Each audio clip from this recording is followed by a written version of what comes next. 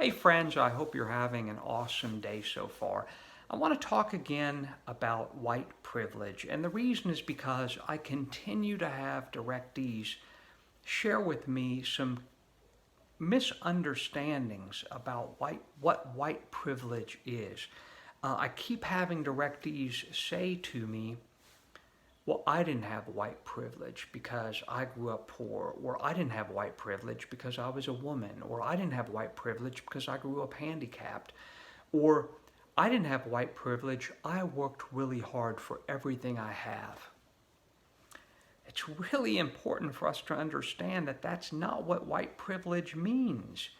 It doesn't mean that we didn't work hard. It doesn't mean that we didn't have hurdles in our lives. It simply means that in the big scheme of things, we had a shorter race to run with fewer hurdles. Didn't mean we didn't have any hurdles, just probably by and large, not across the board of course, but by and large, as white people in the United States of America in the 21st century, we had fewer hurdles and a shorter race to run. That's important for us to reverence. We have to understand not what white people think about white privilege. We need to understand what minorities mean when they use the phrase white privilege.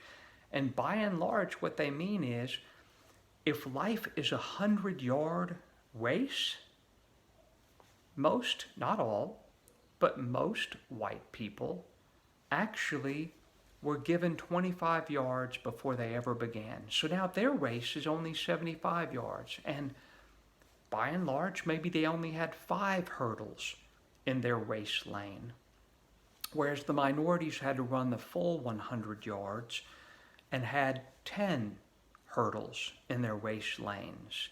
Now, once again, these are generalizations, but even the word white privilege is a broad generalization that's meant to simply invite us to look at what were our hurdles, how few did we have, are we grateful for that, do we help other people to eliminate some of their hurdles, do we help other people to get to move their starting line further up so that they only have 75 yards to run instead of 100 yards to run? How are we helping other people, and how are we acknowledging the gifts that we were afforded before the race even began?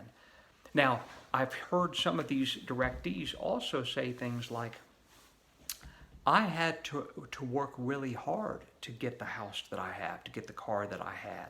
Why aren't these minorities working that hard? If they want nice things, they need to work really hard. That is, first of all, offensive in large part, but it also misses the point. That's not what white privilege is referring to. There are white people who, even though they only had 75 yards to run and only had 5 hurdles, didn't finish the race. Maybe they were lazy, or maybe it felt so overwhelming, or maybe they were crippled with a personality disorder or deep depression or anxiety. For whatever reason, there are white people who don't run and make it over the hurdles, just as there are minorities who are faced with the 100 yards and 10 hurdles and who give up hope, or for other reasons decide not to even try to run the race. We're not saying that hard work doesn't impact whether we succeed or not in life. That's white privilege doesn't deny that.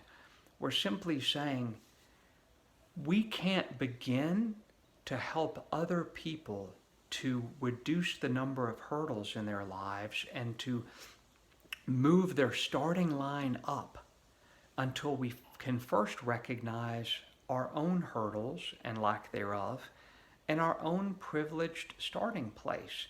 And that white privilege can't be minimized to simply how much money we had when we were growing up, or whether our parents were able to provide us with a nice house or not, or what neighborhood we even lived in. It goes deep. It has to do with everything. White privilege has to do with What emotional intelligence, EI, emotional intelligence, what level of emotional intelligence were we given in our neighborhood, in our culture, in our race, in our family? What language were we equipped with? Because that language either set us up for success or it put up hurdles in our path. Those are subtle things, but they're still part of white privilege. It still helps us to have a shorter starting place in the race. That's just two simple examples. But in prayer and through reading articles and books and talking to people, we can discover lots of things that are part of our starting line in that race, getting moved further and further, closer and closer to the finish line.